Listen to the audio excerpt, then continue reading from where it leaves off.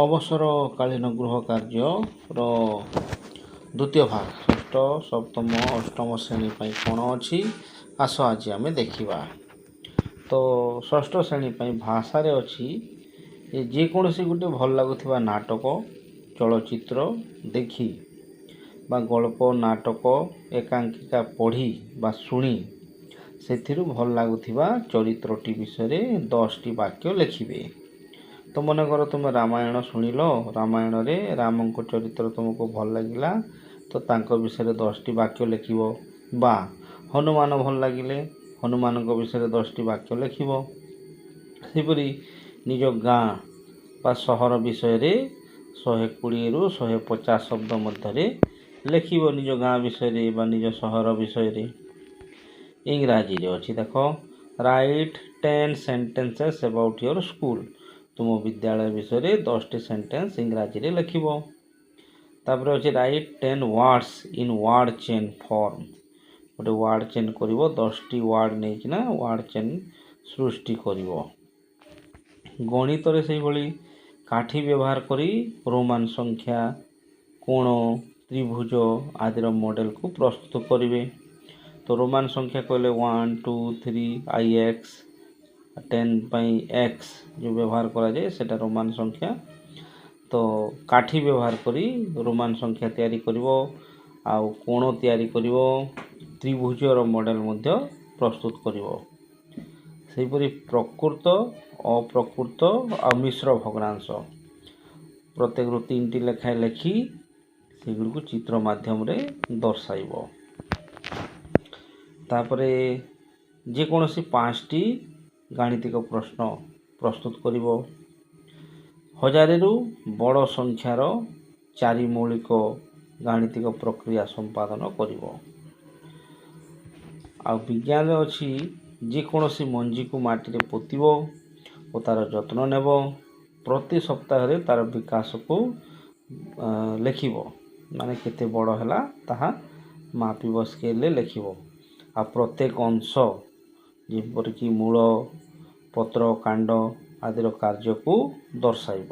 ମୂଳ କ'ଣ କରୁଛି, ପତ୍ରର କାମ କ'ଣ, କାଣ୍ଡର କାମ କ'ଣ, ସେ କାମ ସବୁ ଲେଖିବ। ସେହିପରି ସୌରମଣ୍ଡଳର ଗୋଟେ ନାମାଙ୍କିତ ଚିତ୍ର ଅଙ୍କନ କରିବ। ମଝିରେ ସୂର୍ଯ୍ୟ ରଖି ତାହାର ଚାରିପଟେ ଗ୍ରହ ବୁଲୁଥିବେ, ବୁଧ, ଶୁକ୍ର, ପୃଥିବୀ, ମଙ୍ଗଳ ଏହିପରି ଭାବରେ ଚିତ୍ର କରିବ। ସାମାଜିକ ବିଜ୍ଞାନ ତ ପାଖରେ ଥିବା କୌଣସି ଏକ ଧାର୍ମିକ ସ୍ଥଳ ହେଉ ବା ଐତିହାସିକ ସ୍ଥଳ ବା ସର୍ବସାଧାରଣ ସ୍ଥଳ ବିଷୟରେ ତଥ୍ୟ ଲେଖିବ।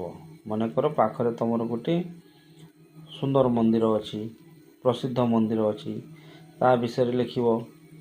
ବା କୌଣସି ସର୍ବସାଧାରଣ ସ୍ଥଳ କହିଲେ କୌଣସି ଗୋଟେ କଲ୍ୟାଣ ମଣ୍ଡପ ଅଛି, ତା ବିଷୟରେ ମଧ୍ୟ ଲେଖିପାରିବ। ତାପରେ ଅଛି ଏକକ ଓ ଯୌଥ ପରିବାର ସମ୍ବନ୍ଧରେ ତୁଳନା କରିବ। ଏକକ ପରିବାରରେ କେଉଁମାନେ ରହନ୍ତି, ଯୌଥ ପରିବାରରେ କେଉଁମାନେ ରହନ୍ତି, ଏକକ ପରିବାର ରହିଲେ ଲାଭ କ'ଣ, ଯୌଥ ପରିବାର ରହିଲେ ଲାଭ କ'ଣ, ସେଇଟା ଲେଖିବ। ଆମ ଦେଶର ରାଜ୍ୟଗୁଡ଼ିକର ନାମ ଲେଖିବ, ସେଗୁଡ଼ିକର ରାଜଧାନୀର ନାମ ଲେଖିବ। ଭାରତର ରାଜ୍ୟମାନଙ୍କର ନାମ ଲେଖିବ ଓ ତାହାର ରାଜଧାନୀର ନାମ ଲେଖିବ।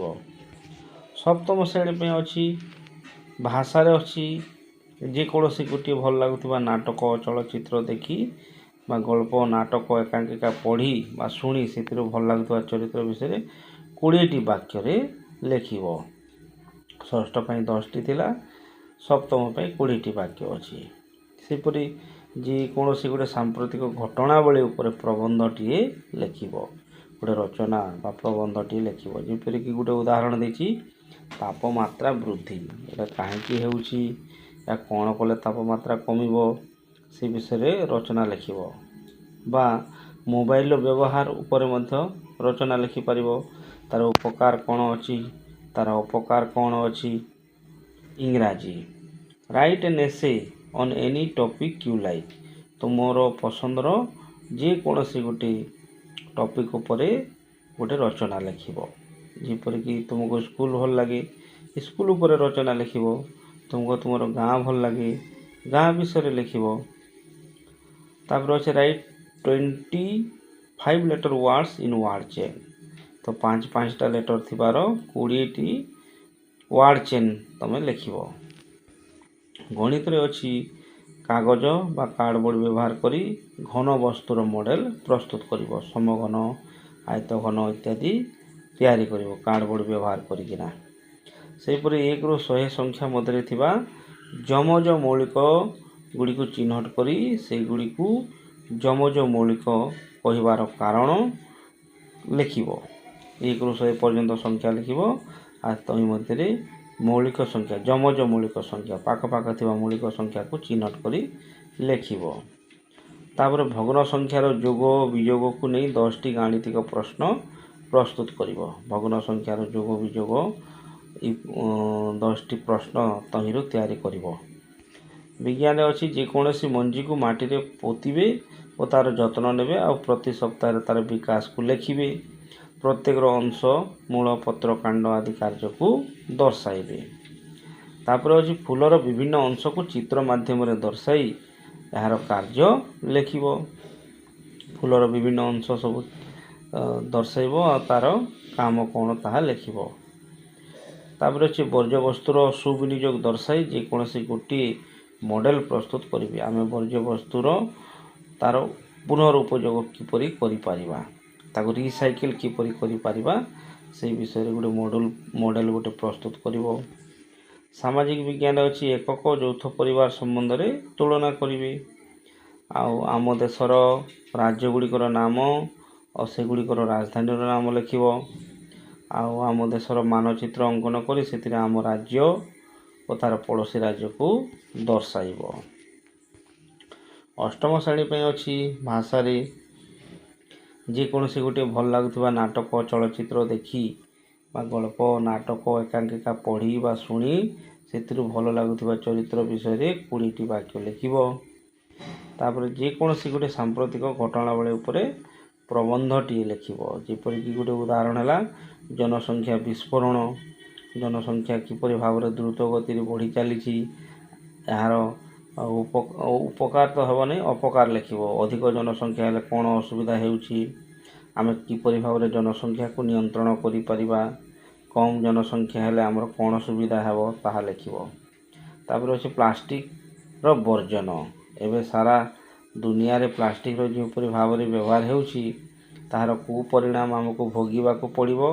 तेणु प्लास्टिक किपरि भाव में आमर वर्जन करि परिबा बा कम व्यवहार करि परिबा से विषय रे लिखिब।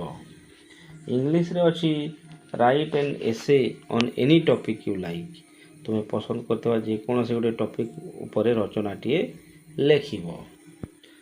राइट एनी 10 एक्शन वर्ड और verbs and write its simple present, simple past and past participle form। गोटे देइछि तुम पे go went gone से पर लिखिब do did done एपरि भाव में 10टी वर्ड लिखिब। Write 50 words in step building form. गोटे देइछि तुम पे रिवर रोड डॉन एग से पर जियो गो हेबो ओरे ऑरेंज हेबो एपरि भाव में लिखिब। तापर अछि गणित कागज बा कार्डबोर्ड व्यवहार कर घन वस्तुर मॉडल प्रस्तुत करिब। पूर्ण संख्यार जोग विजोग को भित्ति करी 5टी गाणितिक प्रश्न प्रस्तुत करिब। जेकोसी 10टी मापर कोण स्केल आ कंपास साहाय्य अंकन करिब। जेपरिक 15 डिग्री है 22.5 डिग्री है 30 डिग्री है 45 डिग्री है 60 डिग्री है से तुम कर 90 डिग्री 120 डिग्री 135 डिग्री तो 10टी कोण निजे काटिब। विज्ञान अच्छी जेकोसी मंजी को माटी रे पोतिबे तार जत्न नेबे प्रति सप्ताह ताको तार विकास को लिखिबे आउ प्रत्येक अंशर कार्य को दर्शाइब। जेपरिक मूलर काम कौन पत्रर काम कौन कांडर काम कौन से सब लिखिब।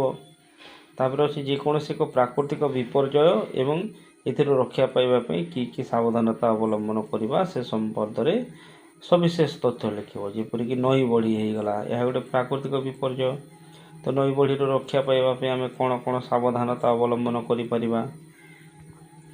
सामाजिक विज्ञान अच्छी एकक और यौथ परिवार संबंध में तुलना करिब। ତାପରେ ଅଛି ଆମ ଦେଶର ରାଜ୍ୟ ଗୁଡ଼ିକର ନାମ ସେଗୁଡ଼ିକର ରାଜଧାନୀର ନାମ ଲେଖିବ। ତାପରେ ଅଛି ଆମ ଦେଶର ମାନଚିତ୍ର ଅଙ୍କନ କରି ସେଥିରେ 5ଟି ଐତିହାସିକ ସ୍ଥାନକୁ ଦର୍ଶାଇବ। କେଉଁ ରାଜ୍ୟରେ କେଉଁ କେଉଁ ଐତିହାସିକ ସ୍ଥାନ ଅଛି ତାହା ଲେଖିବ। ଯେପରିକି ଆଗ୍ରାରେ ତାଜମହଲ ଅଛି, ଆମ ଓଡ଼ିଶାରେ କୋଣାର୍କ ମନ୍ଦିର ଅଛି। ସେପରି ଭାବରେ 5ଟି ଐତିହାସିକ ସ୍ଥାନକୁ ଦର୍ଶାଇବ। ତ ଏହା ଧୀରେ ଧୀରେ ପଡ଼ିବ, ହରବର ହେବାର କୌଣସି ଆବଶ୍ୟକତା ନାହିଁ। ତୁମର ଛୁଟି ଭିତରେ ଏସବୁ କାର୍ଯ୍ୟ ସରେଇବାର ଅଛି। ଧନ୍ୟବାଦ।